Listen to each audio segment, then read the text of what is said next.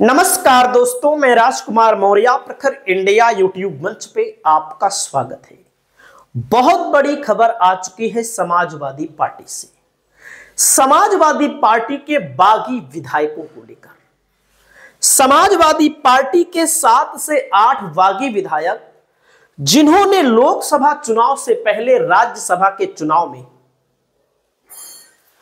Bharatiya Janata party को vote किया, यानी कि जिन विधायकों ने क्रॉस वोटिंग की, और जब क्रॉस वोटिंग की तो लोकसभा के चुनाव में उन विधायकों ने बीजेपी का भी प्रचार किया।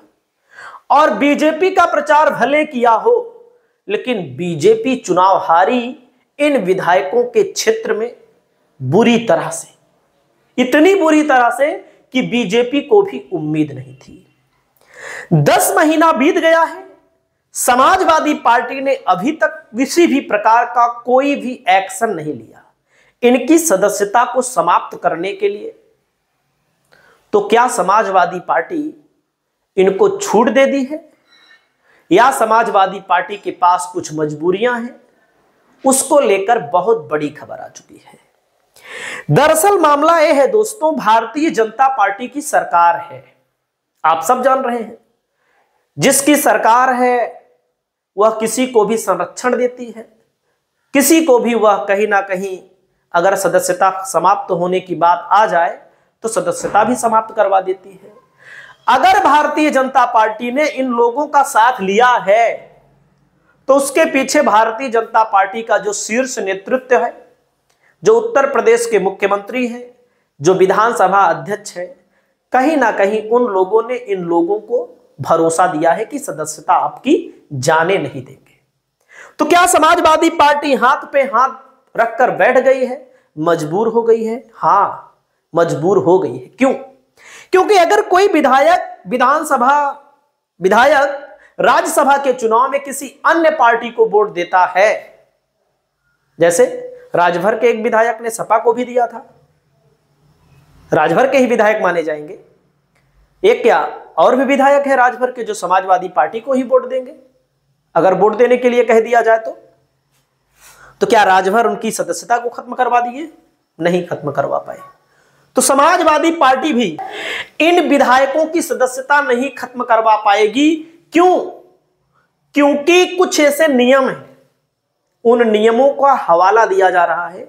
हवाले के अलावा भी भारतीय जनता पार्टी की सरकार है। अदिति सिंह ने भी, आपने देखा होगा, कांग्रेस की विधायक हुआ करती थी। नितिन अग्रवाल समाजवादी पार्टी के विधायक हुआ करते थे। पिछली पंचवर्षीय में जाइए, जब वो लोग सपा या कांग्रेस में थे, बीजेपी का उन्होंने साथ दिया समय समय पर, और लेटर भी लिखा गया, लेकिन सदस्यता समाप्त नहीं हुई।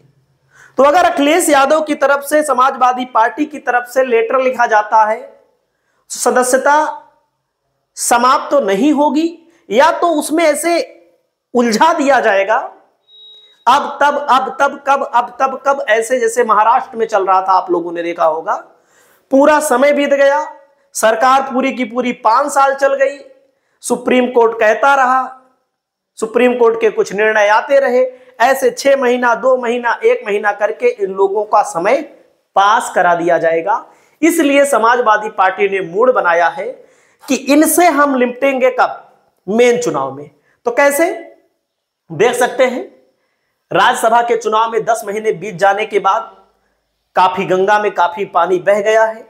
7 विधायकों ने क्रॉस वोटिंग की थी, जिसमें आप जान सकते हैं, जिसमें कौन थे?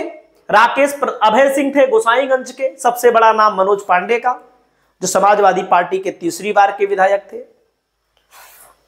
इनके यहां अमित शाह भी गए थे, बीजेपी के लिए काम भी इन्होंने किया।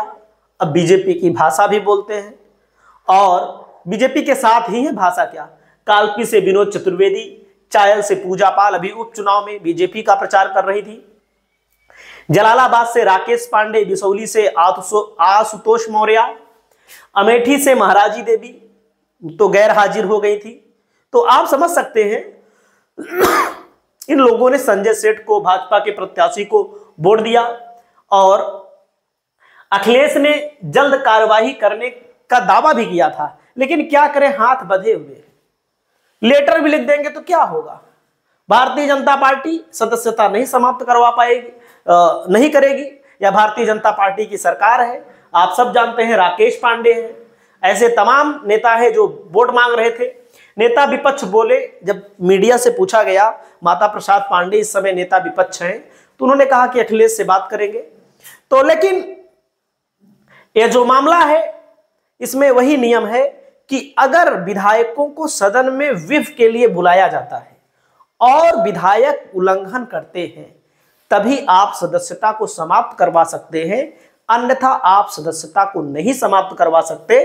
तो इस समय दोस्तों देख सकते हैं नितिन अग्रवाल अदिति सिंह वाले मामले में विधानसभा स्पीकर का रुख देखा गया था। जैसे आप सब जानते हैं